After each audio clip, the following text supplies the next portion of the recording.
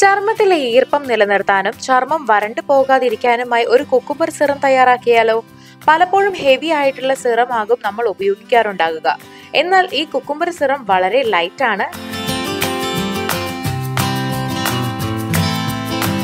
ഇത് തയ്യാറാക്കാനായിട്ട് കുക്കുംബർ, മല്ലിയില, കറ്റാർവാഴ ജെൽ എന്നിവ മാത്രം മതിയാകും. ഇനി ഇതെങ്ങനെയാണ് തയ്യാറാക്കുക എന്ന് നോക്കാം. ആദ്യം തന്നെ കുക്കുംബർ അരിഞ്ഞതും മല്ലിയിലയും മിക്സിയിലിട്ട് നന്നായിട്ട് അരച്ചെടുക്കണം.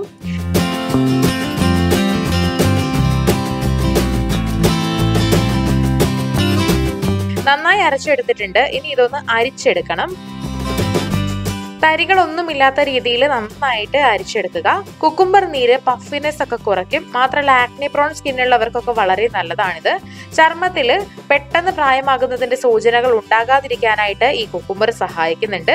എല്ലാത്തിനും ഉപരി ചർമ്മം ഹൈഡ്രേറ്റഡ് ആയിരിക്കാനും കുക്കുംബർ സഹായിക്കും. ഇനി ചർമ്മത്തിന് ആവശ്യമായ ആന്റി ഓക്സിഡന്റ്സും വൈറ്റമിൻ സിയും ബീറ്റാ കാരോട്ടിനും എന്നിവയൊക്കെ അടങ്ങിയതാണ് മല്ലിയില.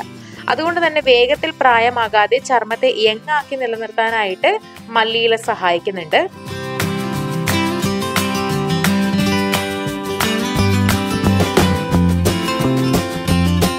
അപ്പൊ നമുക്കിവിടെ ആവശ്യത്തിന് നീര് കിട്ടിയിട്ടുണ്ട്. ഇനി ഇതിലേക്ക് നമുക്ക് കറ്റാർവാഴ ജെല്ല് 1 സ്പൂണോളം ചേർത്ത് കൊടുക്കണം.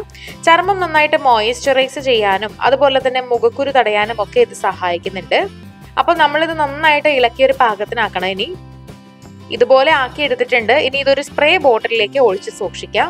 നമ്മുടെ സിറം ഇവിടെ തയ്യാറാണ്. വളരെ ലൈറ്റ് ആയിട്ടുള്ള ഒരു സിറാണ്. ഉപയോഗിക്കുന്നതിന് മുൻപ് ബോട്ടിൽ ഒന്ന് ഷെയ്ക്ക് ചെയ്തതിന് ശേഷം ഉപയോഗിക്കുക.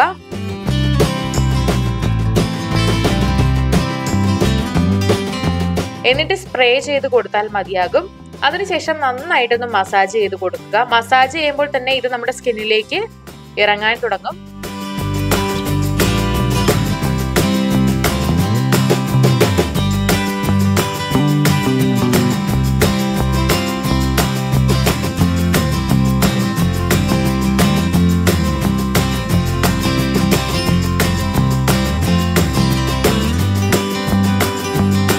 വളരെ സോഫ്റ്റും ഹൈഡ്രേറ്റഡുമായി ചർമ്മം ഇരിക്കാനായിട്ട് ഈ ഒരു സെറം ഉപയോഗിച്ചാൽ മതിയാകും.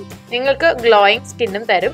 അപ്പൊ നിങ്ങളും ഇതൊന്ന് ഉപയോഗിച്ച് നോക്കുക. ഒരുപാട് ഹെവി ആയിട്ടുള്ള സെറം ഉപയോഗിക്കുന്നതിലും നല്ലതാണ് ഈ ഒരു സമയത്ത് വളരെ ലൈറ്റ് ആയിട്ടുള്ള സെറം ഉപയോഗിക്കുന്നത്. വളരെ കൂളിംഗ് ആയിട്ടുള്ള ഈ സെറം വീട്ടിൽ തയ്യാറാക്കി നോക്കുക. തയ്യാറാക്കി നോക്കിയതിനു ശേഷം അതിന്റെ അഭിപ്രായങ്ങളൊക്കെ കമന്റ് ചെയ്യുക.